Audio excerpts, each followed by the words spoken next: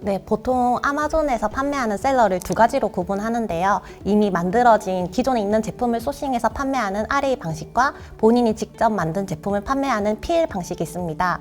만약에 PL 방식이거나 RA 방식이라도 적합한 상품의 상세 페이지가 없으면 새로운 상품 상세 페이지를 만들어야 합니다.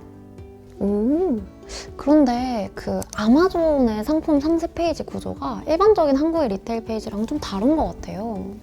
네, 아마존은 각 품목당 하나의 상품 상세 페이지만을 가지고 있는데요. 이러한 아마존의 방식은 여러 가지 이점을 가지고 있어요. 이렇게 하면 고객이 원하는 제품을 쉽게 찾을 수가 있고요. 그리고 동일한 물건을 판매하는 여러 판매자가 제공하는 동일한 제품의 가격이나 배송 시간, 그리고 평점이나 기타 정보들을 쉽게 비교할 수 있습니다. 와우. 네, 이러한 방식은 셀러한테도 많은 장점이 존재하는데요. 아마존에서 이미 판매 중인 상품이라면 기존의 상품 상세 페이지를 그대로 이용해서 바로 판매가 가능합니다. 그렇게 하면 효율적으로 고객을 유치할 수 있고 동일한 제품을 제공하는 다른 판매자 사이에서 공정하게 경쟁할 수 있는 기회가 생깁니다. 네, 아마존닷컴을 방문해 보신 적이 있는 분들은 상품 상세 페이지가 뭔지 알고 계실 텐데요. 상품 상세 페이지에서 고객들은 특정 제품에 대한 모든 정보를 한눈에 볼 수 있습니다. 고객이 상품을 찾고 구매 결정을 내리기 쉽게 만들 수 있는 그런 상세 페이지를 만드는 것이 매우 중요한데요. 무엇보다 간결하면서도 정확하면서도 이해하기 쉬운 페이지 구성은 구매 결정에 큰 도움이 될 수 있겠죠. 자세한 권장사항을 보시려면 다음 화면을 캡처해서 참고하시면 좋을 것 같습니다. 네, 순수님. 네. 제품명 작성에 대해서도 팁을 드리면 좋을 것 같은데요. 네. 판매를 높이기 위해서는 제품명을 좀 포괄적으로 적으면 좋을까요? 아니면 조금 기능적인 강점에 집중하는 것이 좋을까요? 네, 매우 중요한 부분인데요. 제품명에는 브랜드명을 포함해서 간략한 설명이나 제품 라인업, 소재나 성분, 그리고 색상이나 크기, 그리고 수량 정보들을 다 포함시키는 것이 좋습니다. 조금 더 도움이 될 만한 꿀팁을 좀 드리자면 고객의 관점에서 조금 더 구체적인 혜택과 장점도 포함되면 좋고요. 특히 특수 기능이나 크기, 연령대, 그리고 사용 환경, 그리고 사용자에게 요구되는 스킬 수준이나 원산지 등의 정보를 포함해서 적는 것이 좋겠죠. 네, 예를 들어 진공 보온이라고만 설명하는 것보다 24시간 보온 플라스크, 36도씨 유지, 사겹 단열이라고 설명하는 것이 훨씬 더 효과적이겠죠. 그리고 저는 개인적으로 상품을 선택할 때 이미지를 보고 결정하는 편이어서 상품 이미지를 최적화하는 것이 중요하다고 생각합니다. 저 같은 경우에도 가끔 제품 클릭률이 안 좋거나 클릭은 많이 됐는데 판매로 전환이 안 되는 경우에는 이미지를 많이 수정하는데요. 그런 경우에 좀 더 판매량이 오르는 효과를 많이 받습니다. 이미지가 중요하거든요. 네, 맞아요. 상품 이미지는 검색 결과에도 표시가 되지만 고객들이 구매를 결정할 때 가장 중요하게 고려하는 요소 중에 하나입니다. 상품을 효과적으로 보여줄 수 있는 고해상도 이미지를 반드시 사용해야 한다는 점 무엇보다 중요하겠죠? 저는 사실 그 상세 페이지가 보기 좋아 보여도 결국에는 가격 관련해서 제일 중요한 요소가 바로 가격이 좋은 상품에 끌리게 되는 경우가 많은 네. 것 같아요. 제가 한번 프라임데이 때 에어팟을 구매하려고 아마존에 처음 가입했던 적이 있는데 이 가격에 에어팟을 살 수 있다고? 이게 말이 안 되잖아요. 그래서 너무 신기해서 일단 구매까지 얼른 진행을 했어요. 근데 구매를 하고 나서 다시 생각을 해보니까 이거 사기 아니야? 이런 생각이 든 거죠. 그래서 어떡하지 하다가 바로 그냥 구매를 취소했어요. 근데 다행히 이제 고객센터에 전화를 하니까 환불 절차도 되게 빨리빨리 밟아주시고 돈도 들어왔는데 나중에 알고 보니까 그게 진짜 프라임데이 때문에 생긴 할인 행사였어가지고 그 프라임데이 당시에 전자기기를 싸게 산 분이 그렇게 많더라고요. 그래서 땅을 치고 후회했죠, 진짜. 네, 그런 일들이 종종 있죠. 가격대는 실제로 구매 결정에 무엇보다 중요한 요소인데요. 유사하거나 동일한 제품을 조사해 보신 다음에 고객분들에게 어필할 수 있는 경쟁력 있는 가격대를 설정하시는 것이 매우 중요하다고 할 수 있습니다. 무료 배송을 제공하는 것도 물론 효과적이기 때문에 가능하시다면 고려해 보시기를 추천드리고요. 그리고 셀러 센트럴의 자동 가격 책정 기능을 사용하시면 원하는 가격 범위를 설정할 수 있고요.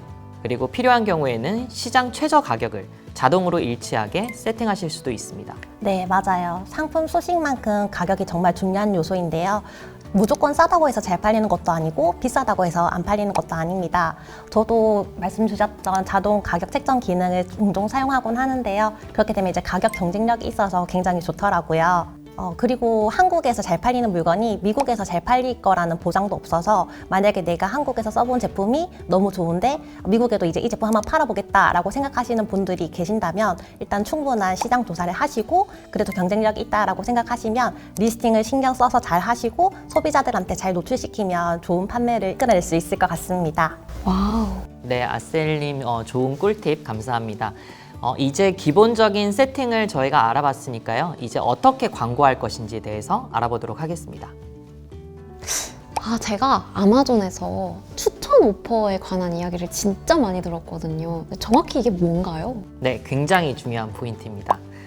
고객이 아마존 상품 상세 페이지를 방문하시면 상품 구매를 위한 3가지 옵션을 보게 됩니다. 먼저 추천 오퍼, 그리고 아마존 내의 다른 판매자, 그리고 중고 및 새로운 제품인데요.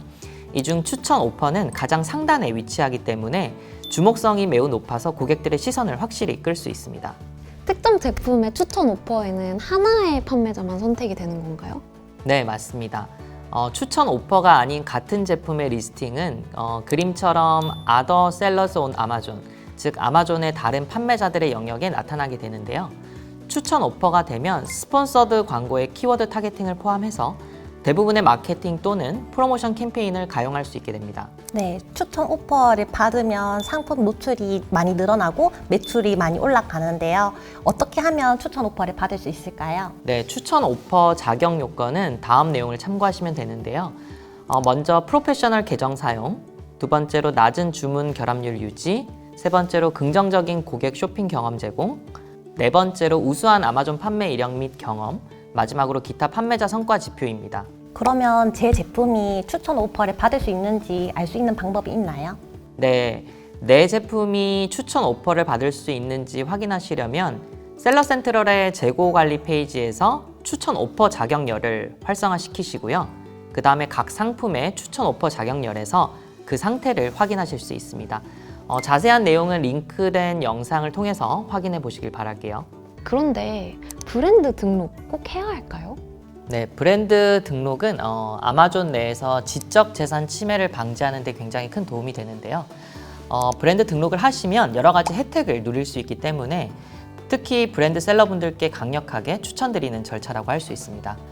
브랜드 등록 셀러가 되시면 브랜드 빌딩, 즉 고객들의 브랜드에 대한 인식을 높이고 그리고 브랜드 이미지와 메시지를 효과적으로 전달할 수 있는 활동들을 하실 수 있어요. 네, 사실 브랜드 기능 중에 가장 중요한 것이 A+ 컨텐츠 기능인데요. A+ 컨텐츠는 상세 페이지 기능이라고 보시면 되고요. 많은 분들이 제품 런칭하기에 급급해서 상세 페이지를 간과하시는 경우가 많은데 아마존 같은 경우에는 온라인 스토어다 보니까 저희가 제품을 직접 보거나 만질 수 없어서 이런 제품에 대한 설명이나 장점 등을 상세 페이지에 잘 녹여내는 것이 굉장히 중요합니다. 이것도 아마존 브랜드 오너들만 사용할 수 있는 기능이라서 꼭 사용하시기를 추천드립니다. 코딩을 잘 모르는 사람들도 많을 것 같아서 이 부분이 걱정이 되네요. 아마존 스토어는 코딩 없이도 스토어를 내 마음대로 꾸밀 수 있어요. 모듈 타일 매니저와 같은 도구를 사용해서 다양한 카테고리 페이지를 생성하고 하위 페이지를 생성해서 노출을 극대화하실 수 있습니다. 네, 그리고 아마존 브랜드 분석 도구가 있어요. ABA라고 하는데요. 아마존 브랜드 애널리틱스라고 해서 이 툴을 활용하시면 내부 데이터에 대한 흥미로운 정보를 얻을 수 있습니다. 그리고 아마존 마켓플레이스의 인기 검색어나 인구 통계, 그리고 함께 구매하는 상품군과 같은 굉장히 다양한 정보를 활용하시면 이렇듯 데이터를 기반으로 한 전략적인 결정을 내릴 수 있습니다. 이렇게 아마존 브랜드를 등록하시면 다양한 브랜드가 비즈니스를 구축하고 또 성장하고 그리고 나만의 브랜드를 좀 보호하는 데 도움을 받을 수 있습니다. 브랜드 등록 혜택에 대한 자세한 내용은 이 비디오를 꼭 참고하시면 좋을 것 같아요. 네, 그럼 마지막으로 혹시 비즈니스 성장을 위한 체크리스트 같은 게 있을까요? 네, 성장 기회는 사실 어디에나 있지만 성장을 목표로 하는 아마존 판매자로서 첫 90일이 굉장히 중요할 것 같아요. 첫 90일 동안 명심해야 될 몇 가지 가이드가 있는데요. 이 90일 성공 계획을 따르시면 목표를 달성하시는 데 큰 도움이 될 거라고 말씀드릴 수 있습니다.